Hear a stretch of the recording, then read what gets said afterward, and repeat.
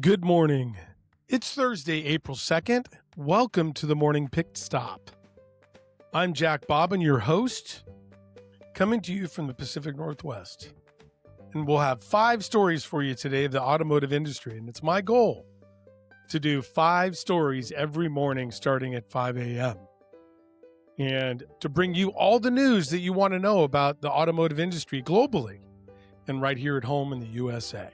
So pull up a chair, grab another cup of coffee. The March sales receipts are in, and the big Japanese brands, it's a bloodbath. So today, Toyota, Honda, and Subaru see double-digit slides while Detroit's heavy metal holds the line.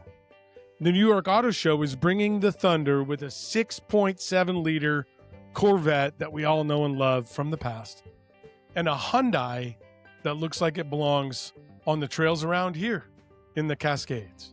Plus, Ford just obliterated the Nürburgring record for a street car, somewhat a street car, and Jeep is bringing back the stick shift.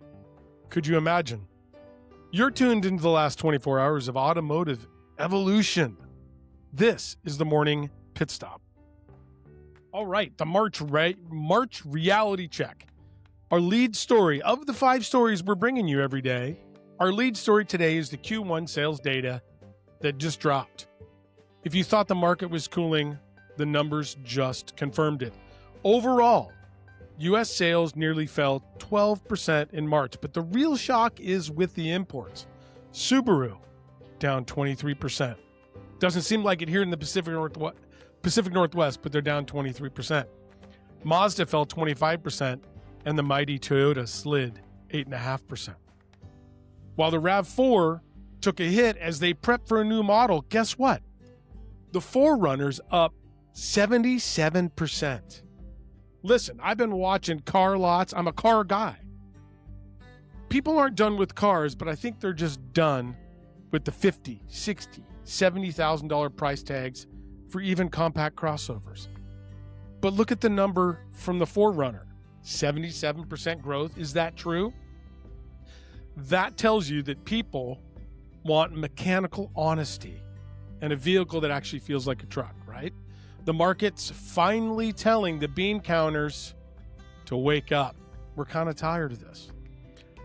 Second story I'm bringing to you, the 6.7-liter naturally aspirated V8 is alive and well at the New York Auto Show. It's big news, and it ain't a battery. It's a big block.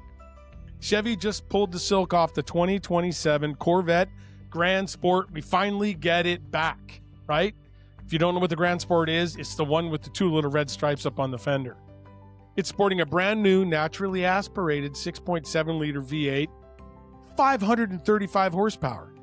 It's got that the Z06 wide body look, but with a purist engine. No turbos, no hybrid assist, just displacement. So in a world where everything feels like it's being replaced by a silent motor or turbos, hearing the Chevy roar with just that 6.7-liter V8 is a breath of fresh air. So it's exactly what really the Grand Sport should be, right? And you got to hear this story. I'm going to slow things down a bit. I saw yesterday the Hyundai Boulder. Now, it's a concept vehicle, but it was introduced in New York. And if you're familiar with the New York Auto Show, it's happening in the Javits Center. This place is massive. I went to a conference in the Javits Center a couple of months ago. 70,000 people. Well, this is where Hyundai chose to release their concept vehicle, the Boulder. Man, look out Bronco. By the way, nobody saw this thing coming. There was hints about it, but nobody had seen pictures. It's a body-on-frame, traditional rugged off-road SUV that looks like a futuristic Ford Bronco. If you look at it, you kind of see like it does look like a Ford Bronco, but softer and more futuristic.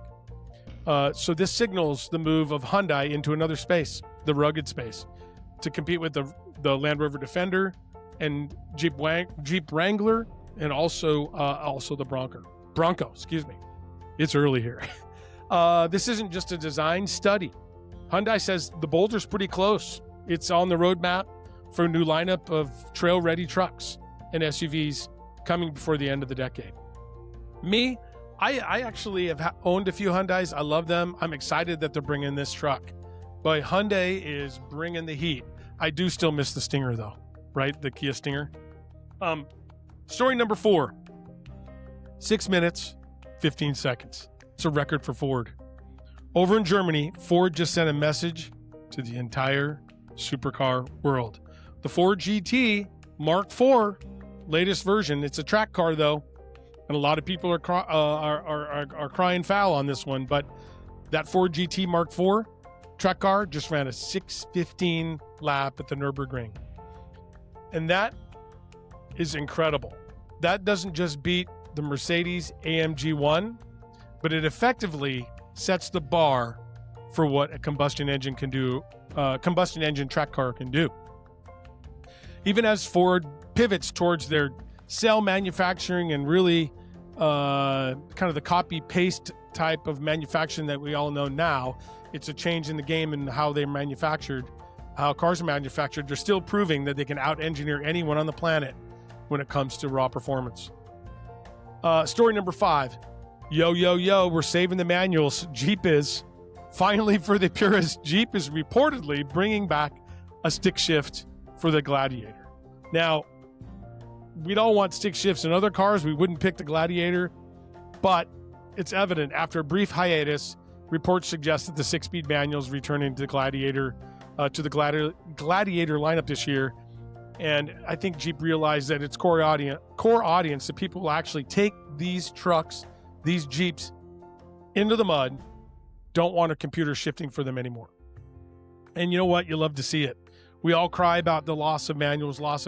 It's a small win, and it's a win for those of us who still want that mechanical connection to our machine, right? To our car, to our truck, to our sports car. Sometimes looking backwards is the best way to move forward. The recap for the last 24 hours. Sales numbers are a wake-up call. Those Q1 numbers are a wake-up call. And the V8 and the Boulder are the stars of the New York Auto Show. And Ford is the king of the ring, and Jeep is keeping the manual alive. So I'm Jack Bobbin. This is your morning pit stop. If you're enjoying the ride, hit that subscribe button, and I'll see you back in the bay tomorrow morning. Drive safe. Peace.